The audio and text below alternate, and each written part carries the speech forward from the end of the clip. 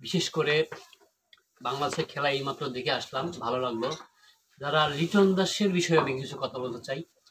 যারা লিটন দাসকে নিয়ে আপনারা সমালোচনা করছেন তাদের উদ্দেশ্যে কথাটা বলতে চাই। লিটন দাস কেমন প্লেয়ার আপনারা জানেন না? অবশ্যই জানেন। কেমন আগে খেলছে আপনারা জানেন না? এখন ফর্ম নাই। একটা প্লেয়ারের ফর্ম নাই থাকতেই পারে, স্বাভাবিক। এমন বাংলাদেশের এমন কোনো প্লেয়ার আছে যার একটানা ফর্ম ছিল বা এখনো আছে? এরকম কোনো প্লেয়ার আছে? নাই। তামিম কন, মুশফিক কন, সাকিব কন, মাহমুদুল্লাহ কন, প্রত্যেকটা প্লেয়ারই বছরের পর বছর কোনো না কোনো সময় 6 মাস, 1 বছর বা 5-6 ম্যাচ একটানা খারাপ খেলছে। আপনারা এটা অস্বীকার করতে পারবেন না, অবশ্যই খারাপ খেলছে। লিটন দাস ভালো মানের প্লেয়ার, ভালো খেলছে, ফর্ম ছিল, ভালো ব্যাটিং, এটাও আপনি অস্বীকার করতে পারবেন না। এখন ফর্ম নাই তাই বলে আপনি তাকে সমালোচনা করবেন, তাকে বাস দিবেন, এটা তো একটা বোকার মতো কথা, বোকার মতো বিষয়। এত বোকা হলে তো হবে না। আপনারা দর্শক, আমরা দর্শক, আমরা আবেগপ্রবণ দর্শক, বাংলাদেশের দর্শক সব আবেগপ্রবণ দর্শক। ভালো খেললে ভালো বলে, খারাপ খেললে বাস দেয়, এটা হলো সমস্যা। তাকে একটু সাহস দেন, তাকে একটু ভালোবাসা দেন। সে একটা ভালো প্লেয়ার, তাকে একটু সুযোগ দেন, সে আবার আগের মতো ফর্ম ফিরবে। সৌম্য সরকার একটা না, সে অনেক কিন্তু প্রমাণ করছে সে ভালো প্লেয়ার, কিন্তু মাঝখানে কিন্তু তার ফর্ম অনেক খারাপ ছিল। সে অনেক কষ্ট করে ট্রাভেলিজ করে আবার দলে আসছে, সে আবার অনেক কষ্ট করে দলে আসছে, এখন তার ফর্ম আসছে মোটামুটি। এরকম প্রত্যেকটা প্লেয়ারই, বাংলাদেশের প্রত্যেকটা প্লেয়ারই ফর্ম একটানা থাকে না। এটা সব দেশেরই, বাংলাদেশের একটু বেশি। এটা আসলে লিটন দাসের কোনো সমস্যা না, এটা কোনো প্লেয়ারের সমস্যা না, এটা হলো বাংলাদেশের বোর্ডের সমস্যা, বাংলাদেশের অবকাঠামোর সমস্যা। প্লেয়ার বের করতে পারে না, ঘরোয়া লিগের সমস্যা, বাংলাদেশের মাঠ সমস্যা, পর্যাপ্ত পরিমাণে স্টেডিয়াম নাই, পর্যাপ্ত প্লেয়ার কিভাবে বের করতে হয় এই সুবিধা সিস্টেমটা নাই। গ্রাম অঞ্চলে অনেক ভালো ভালো প্লেয়ার আছে, ভালো খেলতে পারে, কিন্তু টাকা পয়সার অভাবে, সুযোগ সুবিধার অভাবে, খেলার অসুবিধার অভাবে, সময়ের অভাবে ভালো খেলে মাঠে যাইয়া ভালোভাবে জাতীয় দলে ঢুকতে পারে না, বিশেষ করে টাকার অভাবে, খেলার মাঠের অভাবে। বাংলাদেশের বোর্ড থেকে এই সুযোগ সুবিধাটা দেওয়া হয় নাই। বিভিন্ন জেলায় মাঠ থাকতো, ঘরোয়া লিগ হইতো, ছোট ছোট টুর্নামেন্ট হইতো, তাহলে ভালো ভালো প্লেয়ার বের হয়ে আসতো। বাংলাদেশে ইন্ডিয়ার মতো অন্যান্য দেশের মতো ভালো ভালো প্লেয়ার আছে, কিন্তু সেটা বের করে নিয়ে আসতে হবে। এটা হলো বোর্ডের সমস্যা, এটা লিটন দাসের কোনো সমস্যা না। আপনাদের বলবো, আপনারা কোনো প্লেয়ারকে নিয়ে সমালোচনা করবেন না, তারা অনেক কষ্ট পায়, তাদের ফ্যামিলিও অনেক কষ্ট পায়।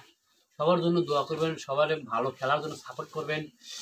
এই যে ওয়েস্ট ইন্ডিজ এত ভালো টিম, তারপরে দেখেন বাংলাদেশে এত অল্প রান করছে, তারপরে পারলো না, কেন পারলো না? তাহলে খেলা হারজিত থাকবে, কিন্তু বিশেষ করে হলে বাংলাদেশের প্লেয়ারদের ফর্ম থাকে না। সব দেশের প্লেয়ারই ফর্ম এখনো থাকে না। আপনি লিটন দাসে বলতেছেন বাদ দেন, বাদ দেন, বাদ দেন, বাদ দেন। সে তো নিজেকে প্রমাণ করতে, সে অনেক ভালো প্লেয়ার। প্রমাণ না করলে তো সে আজকে অধিনায়ক হয় না, তাকে তো জোর করে অধিনায়ক করানো হয়নি। সে প্রমাণ করছে বলে তাকে অধিনায়ক। তার ফর্ম নাই, কারণ হচ্ছে ফর্ম সব প্লেয়ার সবসময় থাকে না। আপনি তাকে উৎসাহ দিতেন, তাহলে অবশ্যই সে অটোমেটিক ফর্মে চলে আসতো। তারপরেও সে চেষ্টা করতে হবে, প্রত্যেকটা প্লেয়ার চেষ্টা করে ভালো খেলার জন্য।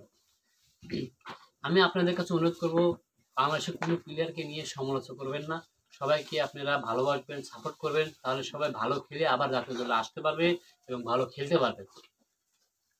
বাংলাদেশে তো এভেলেবেল প্লেয়ার নাই, নামে আছে, অনেক প্লেয়ার আছে নামে আছে, কিন্তু জাতীয় দলে আসলে তারা আর ভালো খেলতে পারে না। এটা হলো তাদের সমস্যা না, এটা হলো বোর্ডের সমস্যা। এটা হলো প্লেয়ার যদি স্টকে থাকে, ভালো ভালো মানের প্লেয়ার স্টকে থাকে, তাহলে একটা প্লেয়ার যদি ফর্ম খারাপ থাকে তাকে একটু বসিয়ে আরেকটা প্লেয়ারের সুযোগ দেওয়া যায়। কিন্তু আরেকটা প্লেয়ার সুযোগ দিলে কি হয়, সেও ডাব্বা মারে দেয়, তার লাভ কি? এর জন্য ভালো প্লেয়ার বের করে আনতে হবে, এটা হলো বোর্ডের সমস্যা, এটা হলো অবকাঠামোর সমস্যা। ঠিক আছে, এর জন্য আমি আপনাদের কাছে অনুরোধ করবো, লিটন দাস কেন, কোনো প্লেয়ারকে নিয়ে আপনারা সমালোচনা করবেন না। আমরা বাংলাদেশের মানুষ, বাংলাদেশ দলকে সাপোর্ট করি, ভালোবাসি, ভালোবেসে যাব, সাপোর্ট করে যাব। আপনাদের কাছে অনুরোধ, বাংলাদেশ টিমকে ভালোবাসা দিবেন, সাপোর্ট করবেন, কোনো প্লেয়ারকে নিয়ে সমালোচনা করবেন না, কারণ প্লেয়ারকে নিয়ে সমালোচনা করলে সেই প্লেয়ারটা অনেক কষ্ট পায়, তার ফর্ম হারিয়ে যায়, তার খেলা থেকে মন উঠে যায়, তাদের ফ্যামিলি কষ্ট পায়।